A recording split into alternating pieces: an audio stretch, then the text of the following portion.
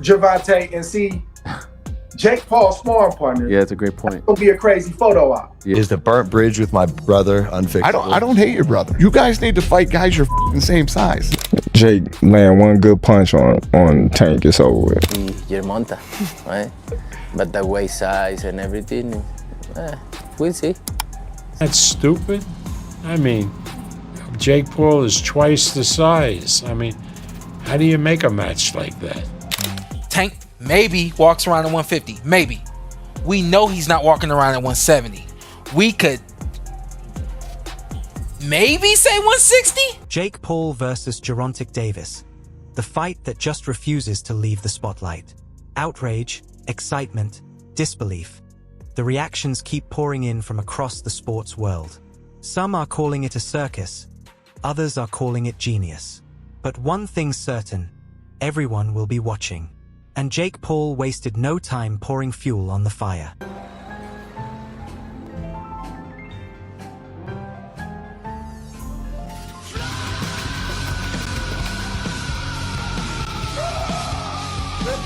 The problem child dropped one of his classic one-liners the moment the fight details changed, declaring, "New city, same mission.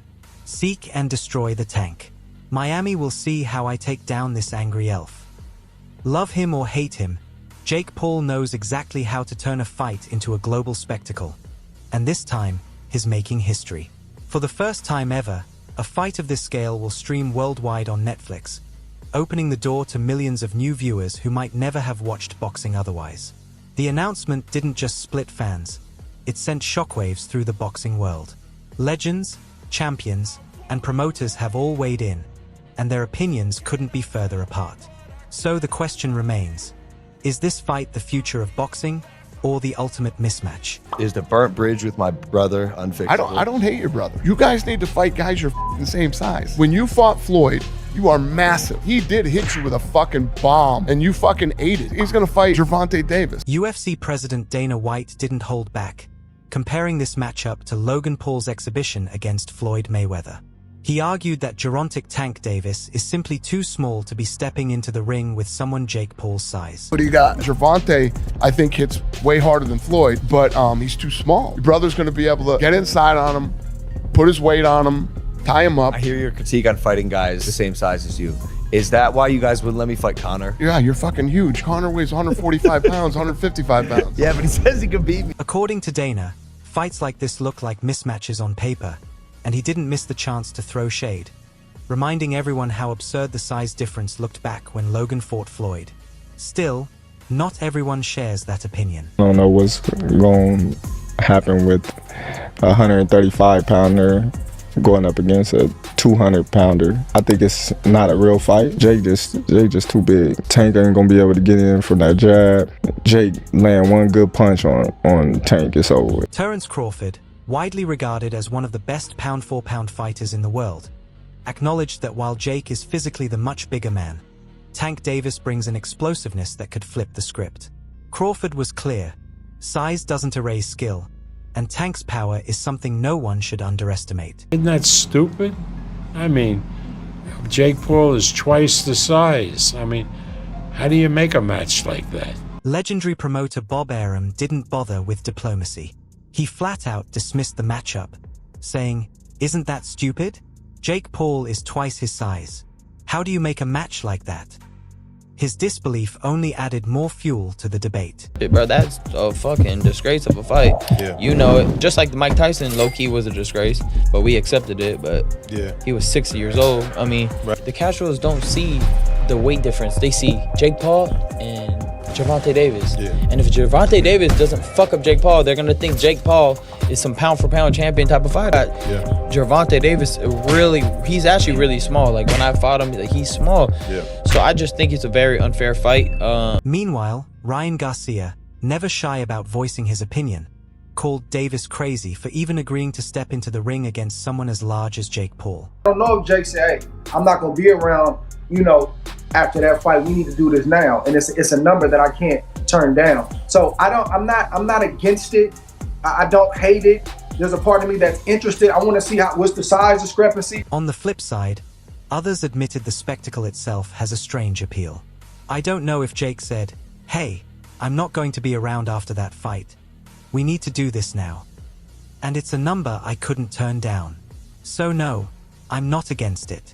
I don't hate it. A part of me is actually interested.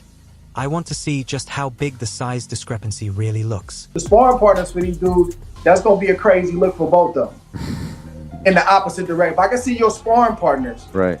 Gervonta, and see Jake Paul's sparring partners. Yeah, it's a great point. It's gonna be a crazy photo op. Yeah. But the fight itself, Ariel, I like good fights, and I want to see what's gonna happen. How Gervonta Davis gonna deal with the size discrepancy, and how is Jake Paul gonna deal with a guy that's as small as Gervonta Davis?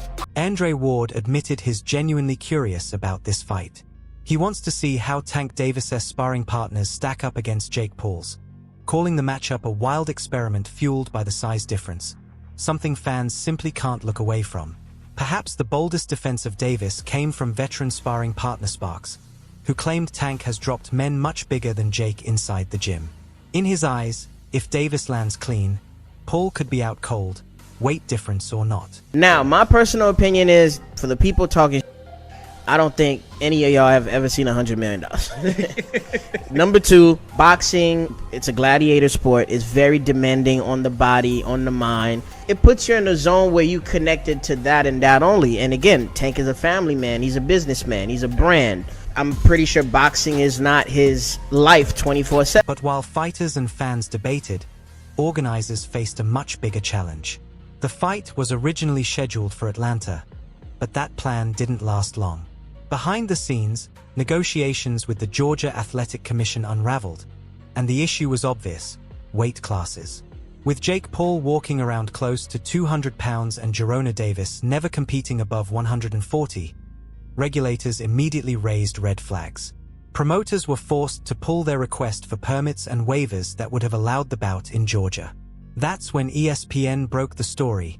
The fight was moving. The showdown between Jake Paul and Gervonta Tank Davis will now take place at the Caesars Center in Miami on November 14th.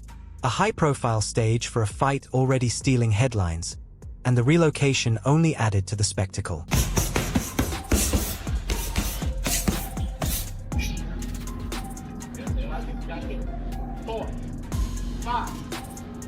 Critics are calling it chaos, while fans are calling it destiny. Either way, the fight has found a new home. But the controversy didn't end with the venue change. Because, as everyone knows, the biggest question hanging over this matchup isn't where it's happening, it's the size difference.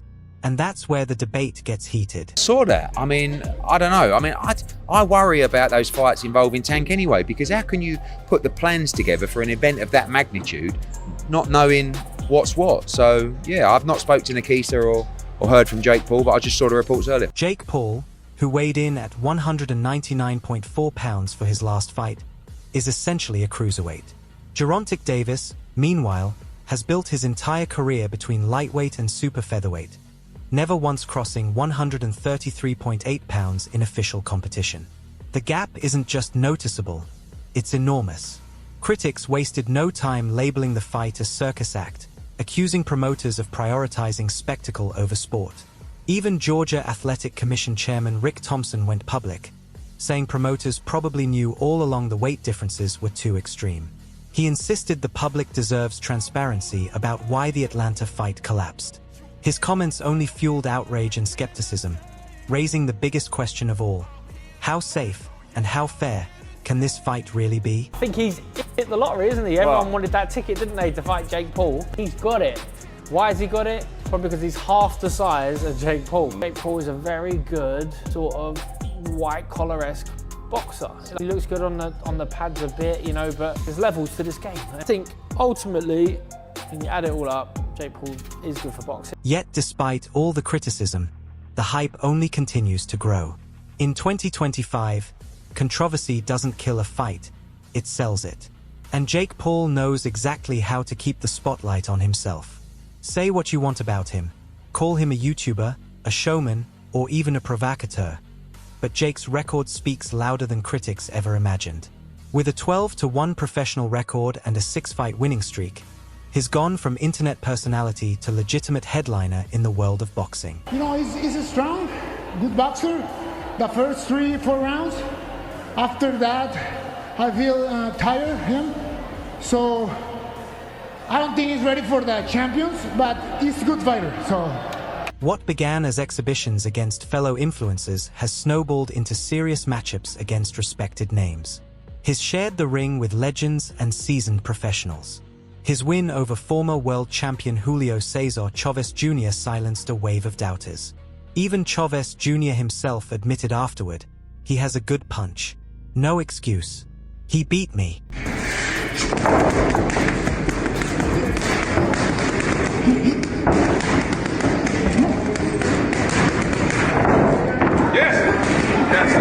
Add to that his victories over Mike Perry and, most shockingly, his high-profile clash with Mike Tyson, and Jake has proven his power isn't just hype. Fans who once tuned in for novelty now admit the problem child has real knockout potential. But as dominant as Jake has looked, Gervonta Davis is an entirely different beast. And that's where the intrigue skyrockets. Because Tank Davis isn't stepping in to play Jake's game, he's stepping in to defend his own legacy. On paper, Davis shouldn't even be in this fight. He's smaller, lighter, and technically from an entirely different division. Yet Tank's career is built on defying the odds. A 3-division world champion and protege of Floyd Mayweather, Davis has made his name with speed, precision, and knockout power far beyond his size. At just 5 feet 4 inches and rarely fighting above 135 pounds, Tank has left a trail of opponents flat on the canvas. Inside the ring, he's a finisher, and against Jake Paul, that reputation might matter more than size ever could.